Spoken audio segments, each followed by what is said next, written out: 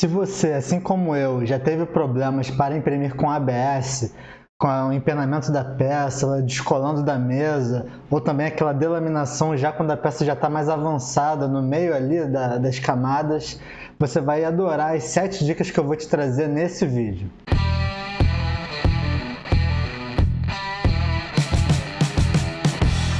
Bom pessoal, eu sou o Pedro Acioli da Maker Factory e já uma primeira dica aí, que nem tô contando uma dica zero aí antes de começar, é o filamento da 3D Lab. Eu utilizo eles e tenho tido bons resultados. É uma empresa que já está há bastante tempo no mercado e não tem aqueles problemas com nó e também do filamento já ter umidade. Eu tenho gostado muito do resultado que eu tenho tido. Eu compro já as dezenas de filamentos com eles.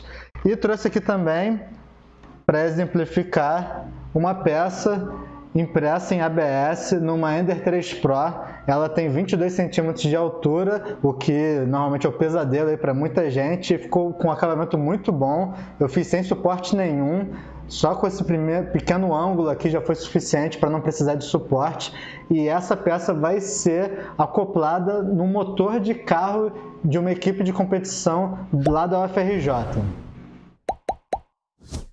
Bom, então agora vamos às dicas. A primeira dica que eu tenho para te dar é para você esquentar a mesa de impressão o máximo que puder. Alguns softwares como o Cura e o Simplify 3D colocam a temperatura da mesa de impressão em 80 graus. Isso não costuma ser o suficiente. Eu, por exemplo, para não esperar muito, coloco inicialmente ali a 90, 95 graus e depois as próximas camadas a 105, 110 graus. Eu recomendo você fazer o mesmo, colocar ali o máximo que a sua impressora aguenta. E se você não quer esperar muito para iniciar a impressão, começa com uma temperatura um pouquinho mais baixa no início, mas acima dos 90 graus. Dica 2. Tenha uma boa área de contato da sua peça com a mesa de impressão. Dependendo da geometria da sua peça, você pode, às vezes, posicionar ela de uma forma que a área não seja tão grande.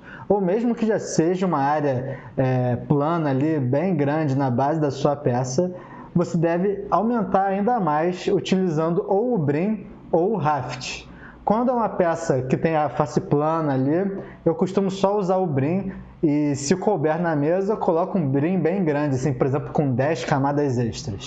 Agora, se é uma peça realmente muito pequena, muito fininha também, dependendo, né, do que você está imprimindo, aí eu já acho melhor colocar o raft, porque aí é mais conservador ainda e se tiver qualquer problema ali de empenamento, às vezes não vai chegar a prejudicar a sua peça, vai só prejudicar essa área extra ali que você criou.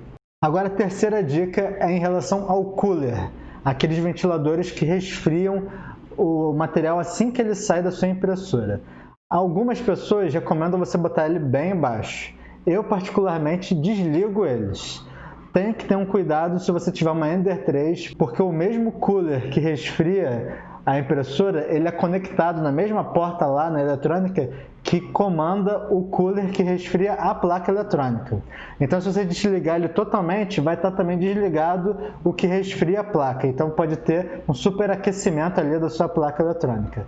Não é o meu caso, o meu não está mais com esse problema de estar conectado, né, um ao outro, comando, então eu consigo desligar o cooler da impressora sem desligar o cooler ali da placa eletrônica. Com isso o material não perde calor rápido, ele continua quente e aí com isso eu consigo melhores resultados, não tenho problema com delaminação. Quarta dica, essa pouca gente conhece, evite o enfio com padrão retilíneo.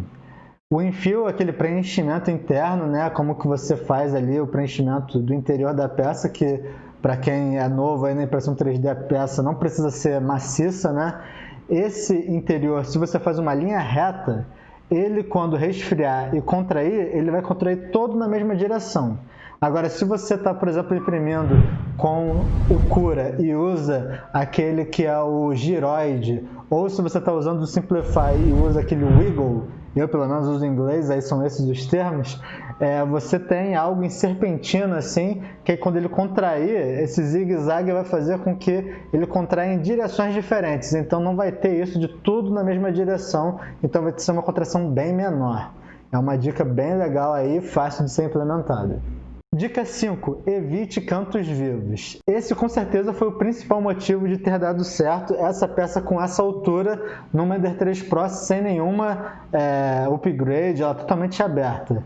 Então ela ser assim um cilindro e até mesmo nessas partes aqui eu tenho o cuidado de ter filetado e ter feito com que tenha sido uma mudança suave ali de direção, faz com que não tenha cantos vivos que costumam ser pontos que concentram ali tensão e também dissipam muito calor e aí faz com que a peça delamine. Então, se você sabe modelar, aplique filetes. Se você está baixando uma peça na internet, leve isso em consideração na hora ali de avaliar uma peça para ser feita por impressão 3D. Sexta dica, use poucas camadas de base. Essa dica eu também não ouço muita gente falar e é mais uma forma de você reduzir a contração. Pense que normalmente as suas camadas de base elas são maciças. Então são várias camadas, todas na mesma direção, contraindo, uma puxando a outra. Quando você faz a camada de cima, normalmente ela está a 90 graus, o que já ajuda um pouco. Mas mesmo assim são camadas em linha reta, várias, uma do lado da outra, puxando, a de baixo puxando a de cima e vice-versa. Então isso dificulta muito ali a adesão à mesa e facilita o empenamento. Uma outra dica é você fazer essas suas primeiras camadas maciças com um padrão concêntrico. Normalmente, por padrão, ele está como retilíneo, você pode trocar para concêntrico.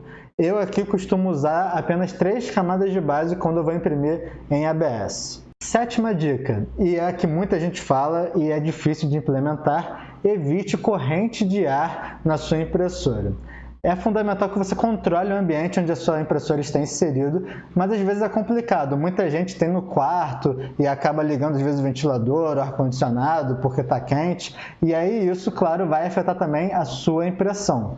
Se você conseguir, pelo menos, que esse ar não esteja apontado para a sua impressora, isso já faz com que ele roube menos calor. Mas, para te falar a verdade, o ideal é que o ambiente inteiro realmente esteja quente.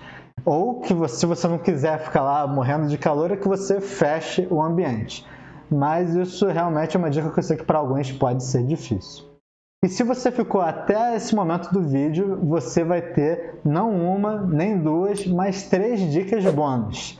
Então eu queria te pedir para se inscrever aqui no canal, ativar o sininho e comentar aqui embaixo hashtag 10 dicas. Então a 8ª dica é: use algum material para fixar a peça na mesa.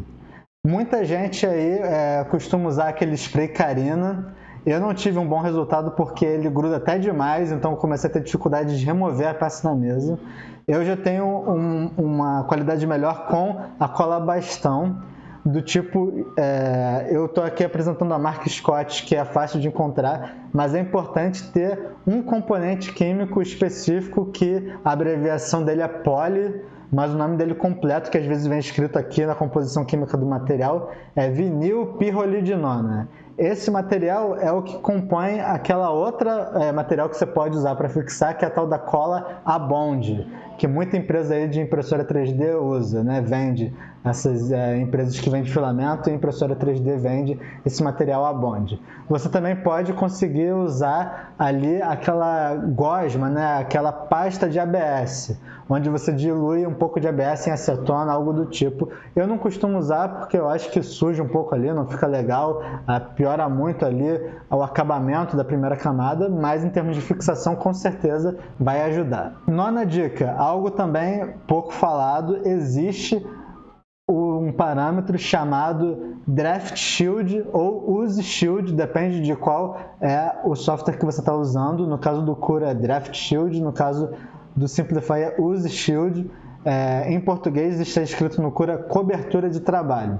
Esse parâmetro vai preencher ali o interior da peça com uma certa distância, com uma camada ou duas que vão fazer com que tenha ali uma parede que proteja a peça dos ventos externos.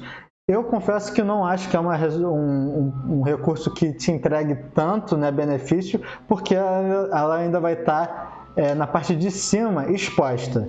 Então, principalmente no início, não vai ser tão eficiente. Conforme for crescendo mais, aí o calor ali vai ficar realmente enclausurado e vai te ajudar. Pode ser interessante se você está num ambiente realmente muito crítico, tipo, eu já imprimi em eventos que era ao ar livre, e aí se você vai imprimir em ABS, usar esse tal de Draft Shield pode ser uma boa. A última dica para quem quer aplicações mais profissionais é você trocar a sua mesa de impressão para um vidro com silicato de boro. Isso já é comum em algumas impressoras industriais lá fora, e agora tem cada vez sido mais possível encontrar aqui no Brasil esse material. É um vidro também de 4mm, como que algumas impressoras já vêm, só que ele tem uma camada ali desse material, desse composto de silicato de boro. Esse material, quando ele é aquecido, ele muda um pouco ali a textura, a propriedade, e aí gruda bem a peça, e depois quando ele resfria, ele naturalmente já se deforma ali um pouquinho e facilita a remoção da peça da mesa. Então é algo bem legal, uma alternativa aí a quem está usando esses materiais como cola bastão, spray carina, a Bond, você ter uma mesa de silicato de boro, vai facilitar muito na adesão. É isso, pessoal, espero que vocês tenham gostado e manda aqui se você tiver outras dúvidas, se você tiver outras dicas, e não deixe de se inscrever e te espero nos próximos vídeos.